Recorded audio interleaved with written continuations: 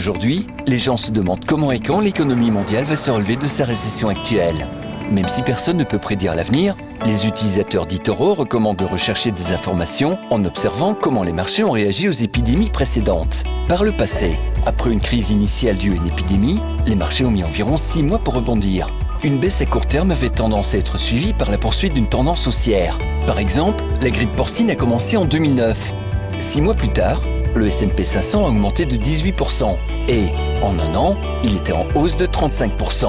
Bien que les rebonds passés ne permettent pas de prédire ce qui va se passer maintenant, ils peuvent faire la lumière sur ce qui pourrait nous attendre. Vous souhaitez obtenir plus d'informations ? Sur eToro, vous pouvez consulter, poser des questions et comparer les stratégies de plus de 10 millions d'utilisateurs du monde entier. Participez à la conversation.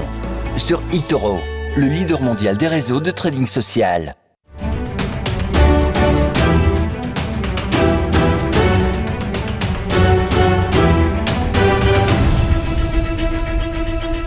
Principales informations avec les fameux GAFA, les 4 géants américains, Google, Apple, Facebook et Amazon. Ils auraient trop de pouvoir selon le député démocrate David Cicilline qui préside l'audition exceptionnelle des patrons de ces entreprises accusés, on le rappelle, d'abuser de leur position dominante. Le député qui a souligné, l'élu qui a souligné la nécessité d'enquêter sur leurs pratiques aujourd'hui plus que jamais puisque, je cite, elle devrait émerger de la Covid-19 encore plus forte et puissante qu'avant. Donc cette fameuse crise qui renforcerait le pouvoir des GAFA. Chaque patron a pu s'exprimer devant cette commission et chaque patron a pu défendre également son point de vue et expliquer qu'il est victime de concurrence féroce pour son entreprise. Mais à 100 jours de l'élection présidentielle, eh bien l'emprise des GAFA sur les données personnelles des utilisateurs, moteur essentiel de l'économie numérique, eh bien inquiète également en termes de respect de la concurrence et de la vie privée, surtout depuis les scandales des interférences étrangères dans les élections de 2016. Toujours aux États-Unis, la Fed a fait ses annonces. La Fed qui conserve sa politique monétaire avec la réaffirmation de son engagement à soutenir l'économie américaine face aux dégâts provoqués par la crise du coronavirus. La Réserve fédérale des États-Unis maintient ses taux d'intérêt proches de zéro, c'était attendu évidemment, et a affirmé qu'elle ne toucherait pas à l'objectif de taux des Fed Funds tant que l'économie américaine n'aurait pas absorbé le choc de cette crise sanitaire. La Fed qui a réitéré son utilisation de toute la gamme de ces instruments pour soutenir donc l'économie américaine. L'Institut d'émission qui a confirmé en outre qu'il était disposé à maintenir ses achats d'obligations au rythme actuel. Cela signifie 120 milliards de dollars par mois pour les bons du Trésor et les prêts immobiliers titrisés. Au vu de la gravité de la crise outre-Atlantique, Jerome Powell, le patron de la Fed, s'est montré plutôt inquiet par la situation et affirmé que le cours de l'économie dépendrait largement de l'évolution de cette pandémie et des mesures prises pour la contenir. Il a donc laissé entendre que la Fed pourrait être conduite à en faire davantage si la crise sanitaire s'aggrave.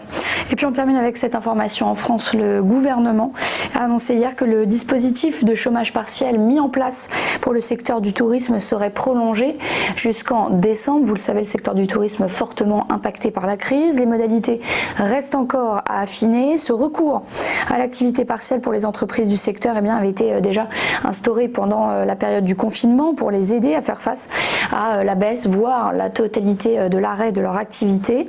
En mai, le gouvernement avait annoncé déjà la prolongation jusqu'au mois de septembre. Le secrétaire d'État au tourisme, Jean-Baptiste Lemoyne, a déclaré sur France Info que les professionnels du tourisme auront besoin de soutien dans la durée. 18 milliards d'euros en mesures de soutien et d'investissement ont été mis en place pour ce secteur. Des mesures qui englobent également les mesures de chômage partiel, les prêts garantis par l'État, les exonérations sociales et encore les reports d'impôts. Près de 9 milliards d'euros de prêts garantis par l'État ont déjà été accordés aux entreprises. Petit point maintenant sur la bourse avec déjà un point sur les marchés européens qui ont fini en ordre dispersé. Hier, la bourse de Bruxelles a terminé en recul, moins 0,90%. La bourse de Paris dans le vert, plus 0,60%. Le CAC 40 frôle maintenant la zone des 4459 points.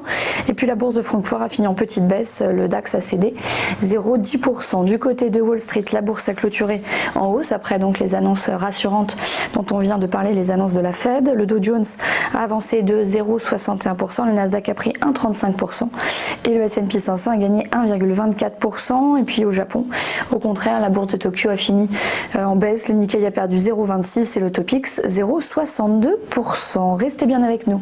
Le Live TV Finance continue dans un instant, on va suivre l'ouverture de la bourse de Paris. À tout de suite.